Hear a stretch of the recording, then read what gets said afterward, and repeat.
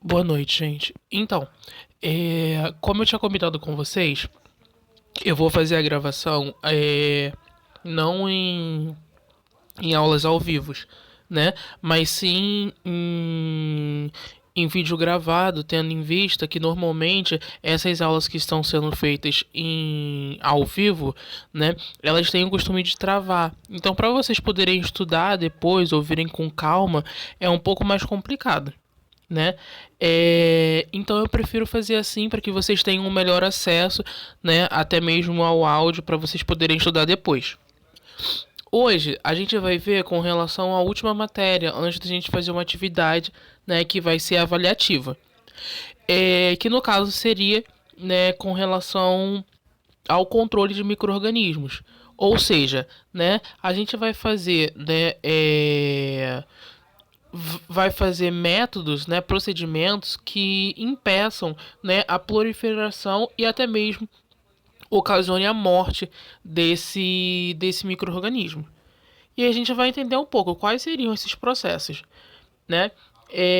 A gente vai ver que existem duas formas, né, com relação ao controle de micro-organismos, né, que seriam a forma, né, de eliminar, né, parcialmente ou totalmente, né, esse microorganismo, ou seja, fazer com que eles morram totalmente ou, né, a sua grande maioria, ou basicamente inibir com relação à questão de proliferação.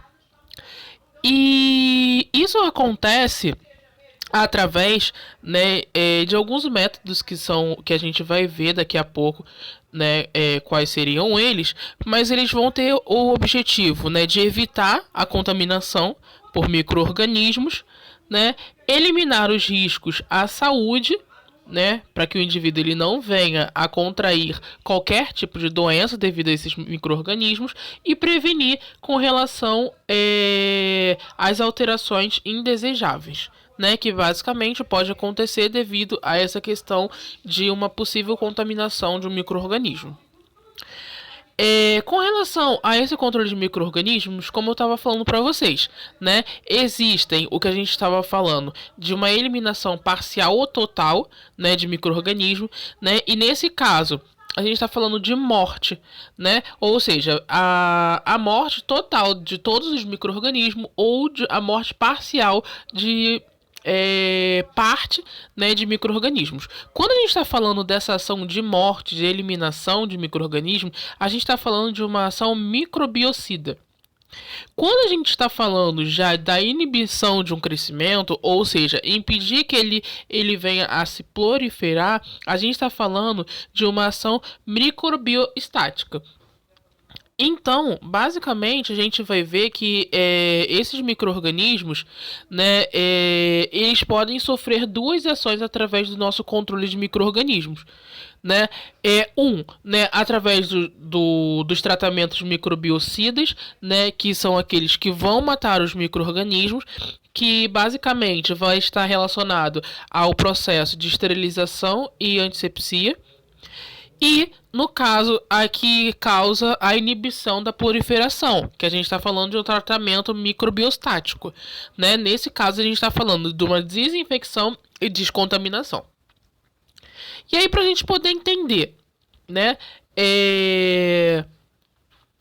qual é a diferença entre esses quatro, né? Esterilização, antisepsia, desinfecção, né? E descontaminação.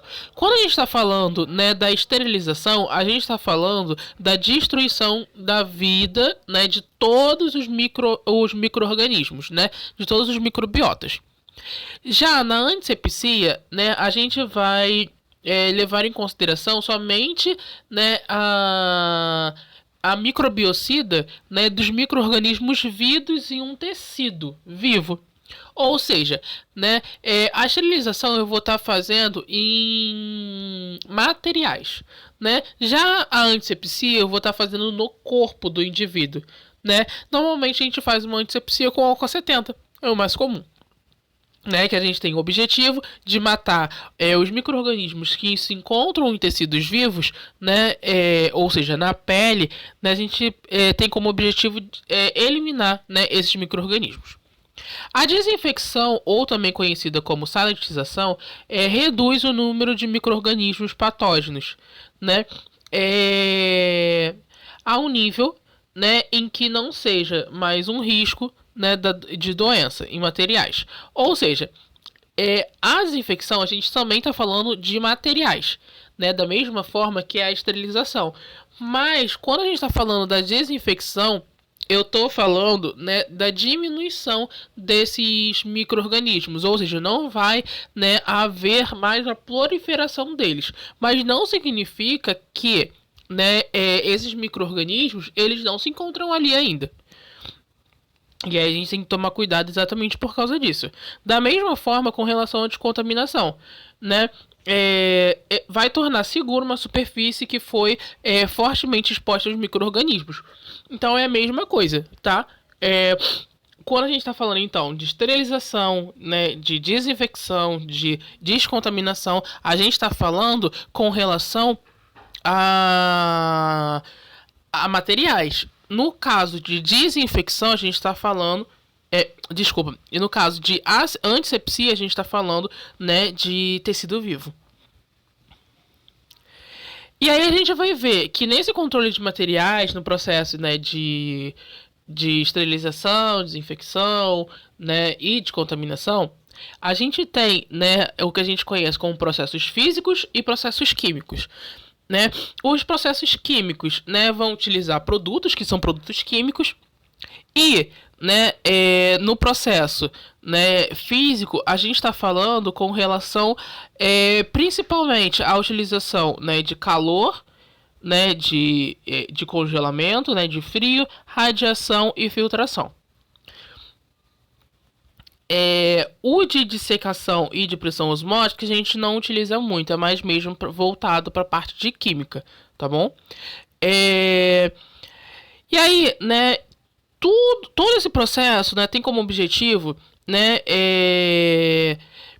fazer com que diminua, né, a quantidade de micro-organismos naquela superfície, naquele material, né, ou parcialmente, ou totalmente, ou até mesmo evite com relação à questão da proliferação. Mas, né, tudo vai depender com relação à questão do número de micro-organismos que vai estar ali. Né, com relação, né, a qual micro-organismos, com relação a quanto tempo aqueles micro-organismos estiveram ali naquela superfície. Então, vai depender bastante também das características, né, tanto do material quanto do micro-organismo. Para que a gente possa fazer um trabalho, né, eficiente. E aí a gente vai ver, né, que esses métodos também vão estar associados a como vai trabalhar, como vai atacar essa célula microbiana, né? Existem duas possibilidades, né, para atingir o micro-organismo, né? Ou seja, para matá-lo. O rompimento, né, das células, né, através das invaginações, onde a gente vai destruir, no caso, as ligações de proteínas para que se possa, né, atingir o interior da célula. Como a gente viu, existe alguns micro-organismos que têm uma capa de proteína, né, que são formadas de proteínas. E aí, consequentemente, né, essas capas elas sendo destruídas, a gente vai ver que o processo físico ou químico pode invadir e, consequentemente, destruir essa célula. Da mesma forma, a gente pode ver que existem, né, também uma outra forma, que no caso seria por lesões, né, na membrana, na parede da membrana. Ou seja, a gente vai usar o processo de permeabilidade. Né? A gente vai pegar a membrana plasmática, né? E vamos, como no caso, o próprio nome já diz, é uma membrana, a gente vai romper diretamente essa membrana para que a gente possa invadir, no caso, essa célula. E aí a gente vai ver, né, que existem, como eu falei para vocês, os processos químicos e os processos físicos. Os mais utilizados são os processos físicos, né, onde, por exemplo, a gente tem o calor, né. O calor ele é mais efetivo para os microbiocidas, né? E o que seria, né, só pra gente lembrar, microbicidas, né? O microbiocidas nada mais é do que a morte, né, do micro-organismo, né? Quando a gente tá falando de calor, a gente tá falando da microbiocida total, né? Ou seja, a eliminação total dos micro-organismos, né? A gente vai ver que esses métodos é o melhor método a ser utilizado, né, em materiais a ser tratado, não causando danos, né, por esse calor. E aí, nesse caso, a gente vai fazer a microbiocida, né, através da desnaturação das proteínas, né? Como eu estava falando para vocês no slide aqui em cima, né, a gente tem o rompimento das ligações de proteínas que podem ser uma forma de invasão, né? Então, a gente vai botar esse material em exposição ao calor, né? Esse calor vai fazer com que essas ligações de proteínas, né, elas se rompam e aí consequentemente, né, esse calor vai fazer com que, né, essa célula ela seja destruída, tá?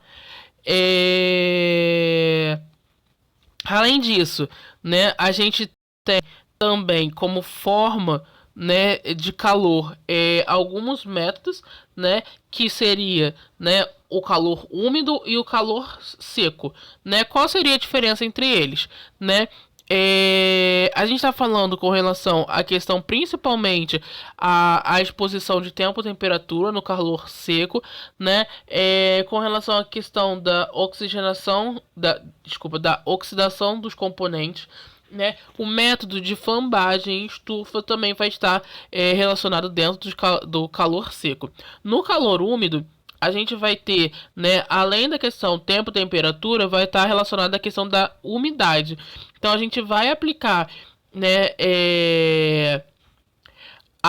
como método, né, de calor úmido a fluidificação relacionada aos líquidos, aos processos também de esterilização, né, e também a parte de ebulição da água, né, ou seja, colocar, né, esses materiais quando a água estiver em ebulição dentro desse recipiente. E a gente vai ver que dentro do calor seco, né, vai estar o método de flambagem, né? O método de flambagem ocorre, né, quando existe a destruição dos micro-organismos pelo calor direto, né? A gente vai ver, né, que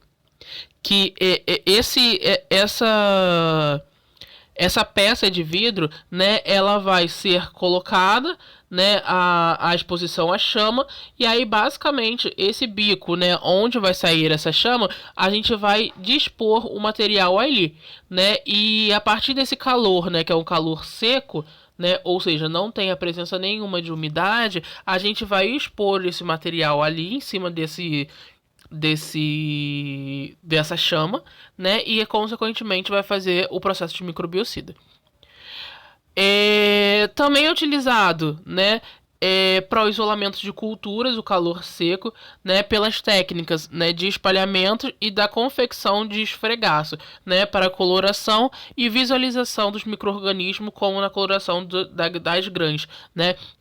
Ou seja, a gente vai, né, conseguir também fazer pelo método de flambagem a identificação, né, entre as bactérias gram-positivas e as gram-negativas, né? Como a gente viu, né, a gente já sabe, né, qual é a diferença entre uma e outra, né? Uma ela tem uma maior resistência, né? Então, as gram-negativas elas vão ser mais facilmente destruídas do que as gram-positivas. Ainda, né, sobre, no caso, a flambagem, a gente vai ver, né, que esse material ele deve se esfriar antes de se colocar em contato com os micro-organismos, né? Então a gente tem que fazer, né, no caso, o procedimento correto, normalmente, né, para que a gente possa entender melhor todos esses procedimentos relacionados, né, à questão do controle de micro-organismos, né, é sempre importante, né, como na verdade todos os outros, né, todos os outros setores, né, fazer uma especialização que seria, no caso, a especialização em CME, né, que é o Central de Materiais Esterilizados.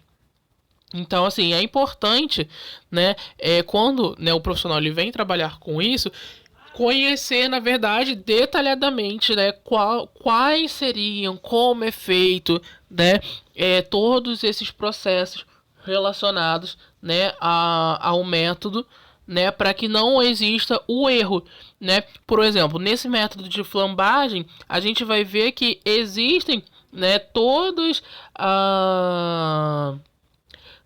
o processo, né, de montagem, né, da peça de vidro, né, de acender a chama, de esperar, né, esfriar, né, para que assim depois disso possa ser exposto os materiais e aí consequentemente fazer todo o processo corretamente. Outra coisa que a gente vai ver, né, dentro do calor seco seria, né, as estufas e os fornos, né, que eles são recomendados quando o contato direto ou o uso de calor úmido com o material é considerado indesejável, né, principalmente quando a gente está falando, né, de vidros, né, placas e pepetas, tesouras, enfim. Né? São materiais que a gente não pode expor ao calor úmido, porque consequentemente não vai fazer a microbiocida, né? E além disso, a gente vai ver que esse material, né, ele deve se estar limpo, né? Deve ser embalado em papel pardo ou em sacos resistentes com fita adesiva, né, indicadora. E aí aqui tem alguns exemplos, né, com relação à questão das estufas e os fornos, para que vocês tenham, né, ciência de como são. Além disso, né, a gente vai ver, né, que o correto a se fazer nesse processo, né, a gente deve distribuir o material uniformemente, né, para que todos venham receber, né, a maior quantidade de calor possível, né, e que um não seja, né, receba mais do que o outro. Nunca deve se encher, né, o forno ou a estufa, né, maior do que 80% da capacidade. O tempo, né, só é contado quando atinge a temperatura, né, a temperatura acima de 100 graus. Quando não se deve abrir, né, a porta antes de esfriar, né, até mesmo para a gente não receber o calor. A ventilação, né, deve ser ventilação para questão de distribuição do calor, e aí por isso que a gente deve também, né, fazer o item 1, que seria, né, distribuir uniformemente, né, esses materiais. Além disso, né, a gente vai ver que o do calor úmido, a gente tem a autoclave, né, que tem como objetivo, né, além da questão tempo-temperatura, né, expor também com relação à questão da umidade, né, e aí a gente vai ver que é o agente mais seguro e eficiente para os fins de esterilização, né, proporcionando temperatura mais elevadas que as obtidas por ebulição, que também, como a gente viu, é um outro método, né, de calor úmido. Meios de culturas, né, como roupas, instrumentos, materiais contaminados e equipamentos. A autoclave, né, o material é limpo e embalado de maneira, né, que não tenha contato com o ambiente, né, micro-organismos após a esterilização. Além disso, né, normalmente se usa o papel pardo, né, da mesma forma como a gente viu nas estufas e fornos, e também pode utilizar a fita indicadora para não confundir material contaminado com material esterilizado. Além disso, né, a gente vai ver que antes de iniciar o processo, a gente deve conferir com relação à questão do nível da água, né, que deve cobrir as resistências, quase encostando no cesto, como a gente vê aqui na foto ao lado. Além disso, também a gente tem que ver com relação ao material que deve ser distribuído, né? Como a gente viu no forno, né? Também não pode passar de 80% da sua capacidade e deve-se fechar a tampa apertando as travas opostas para que não seja usada a mesma força nos lados opostos. Aí, né? como, né, se fazer o procedimento, né, ligar a chave no máximo e esperar o vapor de água, né, pela válvula. Quando começar a sair o vapor, fechar a válvula e esperar a pressão e temperatura, né, subirem. Quando atingir 121 graus, né, colocar no médio e cortar o limpo. Então, gente, basicamente a gente vai ver, né, que depois disso a gente deve esperar, né, depois que contarmos o tempo, deve esperar, né, desligar, a pressão baixar para que a gente só possa abrir, né, da mesma forma, né, que a gente, né, tem todas as questões relacionadas à biossegurança, né, nos nossos procedimentos do nosso dia a dia, né, que é o que a gente viu nas últimas aulas, que seria os métodos de prevenção, né, para que a gente não possa se contaminar com micro-organismos, né. Nessa questão do controle de micro-organismos, a gente tem que tem que ter cuidado com esses métodos que a gente vai estar utilizando, né? Como a gente viu, existem os processos químicos e os processos físicos, né? Então a gente, para esses tipos de procedimentos que a gente vai poder fazer, né? Quem for seguir, né, essa área de CME, a gente tem todos os cuidados, né, para que a gente não receba, né, alto grau de calor, né, nas nossas vias, até no nosso organismo, até mesmo porque, né, dependendo do calor ou do frio, né, exposto pode, né, fazer queimaduras, e também acontece a utilização dos EPIs adequados para cada caso. Por fim, a gente vai ver que existem a água em ebulição, né, que destrói células, né, vegetativas, fungos e vírus, né, no período de 10 minutos. Os esporos e os termófilos podem resistir. Né? Então, o problema da questão da ebulição é que nesse caso em específico, né, os esporos, né, eles não vão ser, eles não vai acontecer microbiocida deles, né? Então a gente tem que se preocupar, né, com relação a esse possível método, porque ele não é tão eficiente assim. O frio, né? O frio não mata a maioria dos micro-organismos, e sim, né, ele se torna microbiostático, né? Ou seja, vai inibir com relação à questão da proliferação, né? A gente vai ver que o armazenamento, né, ao frio é usado para preservação do armazenamento por períodos, né, limitados. Micro-organismos que não morrem permanecem, né, eles aparecem, eles vão permanecer em estado congelado, né? Quando esse choque frio, né, a gente vai ver, né, que muitas das vezes, a partir do momento em que ele não vai, né, mais fazer a exposição ao frio, pode, né, se acontecer, né, que essa exposição, que esse micro-organismo que estava exposto, ele não vai, né, ele não vai morrer. Então, ele vai viver novamente, né, continuar com relação à questão da sua exposição, né? E aí, consequentemente, né, ele se expondo novamente, ele vai se proliferar. Então, a gente tem que ficar muito preocupado com isso, né?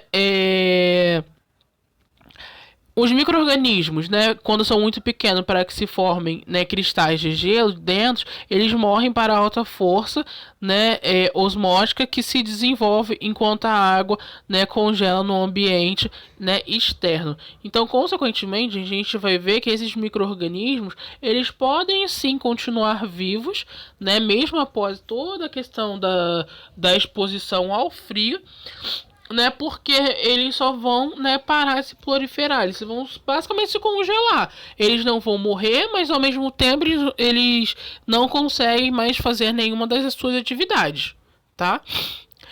Por fim, a gente vai ver também o método da filtração, né, onde as células microbianas elas podem ser removidas a partir de líquidos, gases, enfim. É mais demorado e caro, já que um novo filtro deve ser usado a cada vez que comparado à autoclave, né? Então é muito mais fácil a gente utilizar o método da autoclave, da questão da esterilização, até mesmo porque também é mais eficiente, né? E nem todos os hospitais, né, principalmente os hospitais, né, públicos, eles vão ter a questão, né, desses filtros, né, que eles vão, né, ser utilizados, né, como com outro tipo de que ele vai com soluções para que impeça, né, a questão dos micro-organismos, né? Então, assim, é um método de combate contra micro-organismos que existem, mas na verdade é muito pouco utilizada, né? A maioria dos hospitais em si, eles utilizam de verdade a autoclave, né, para que aconteça a questão da verdadeira destruição, né? Dos micro-organismos. Então, gente, a gente tem que entender, né, só voltando um pouquinho lá em cima, né, que o importante disso daqui tudo, né, é a gente saber, né, diferenciar, né, entre a questão da microbiocida, né, e da microbiostático, né, e com relação à questão, né, de saber o que é uma esterilização, uma antisepsia, uma desinfecção e uma descontaminação, né? Só lembrando, gente, tem desses quatro, três, né, vai estar relacionado com materiais. A único que vai, né, estar relacionado com a eliminação de micro-organismos na pele, no organismo, é a antisepsia, tá? E com relação a essa questão de como esse micro-organismo, né, ele vai ser atacado, tá bom? Então, eu acho que é isso, né? Eu vou estar disponibilizando, como eu sempre faço, esse vídeo na plataforma, né? E também, né? No grupo, né? Através do link, né? Do YouTube, né? Para que vocês tenham acesso a qualquer lugar e não somente, né? De um telefone em específico. E essa, gente, vai ser a nossa última atividade, né?